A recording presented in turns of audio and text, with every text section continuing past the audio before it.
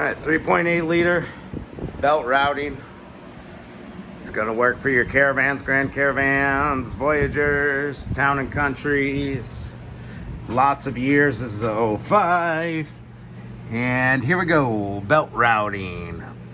We need to go up over our alternator here. Let's take it off of the AC and put it on the alternator. There we go. Under this tensioner. I got something in my eye, sorry. Alright. So this is what we're gonna do. We're gonna go starting from the back of the engine, water pump, up to the power steering.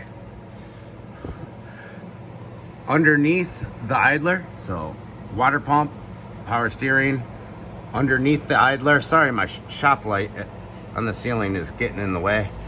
Over the alternator, under the AC, under the crank, and then looped around the inside of the tensioner back to the water pump. You can get this belt inside that tensioner. You just gotta fold your belt sideways, or you can take the tensioner and get it loose. The way we compress the tensioner is we turn this guy. We have you can fit a 1/2 inch ratchet in there, but there's not enough room unless you got an extremely thin one.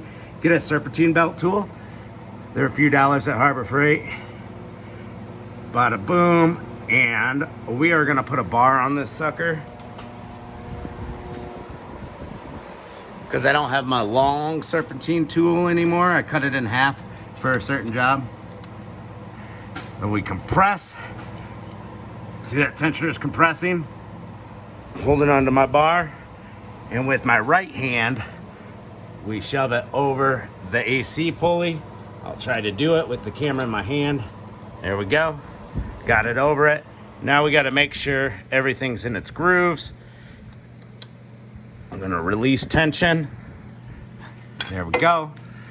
Looking good on the water pump. I can't really see the power steering or touch it. It looks good though. We're under the idler, nice in the middle. We're in the grooves of the alternator, in the grooves of the AC, in the grooves of the crank. We are good to go. Now this tool should pop out. It's just a 1/2 inch cube, 1/2 inch square. Goes right into the square on the tensioner.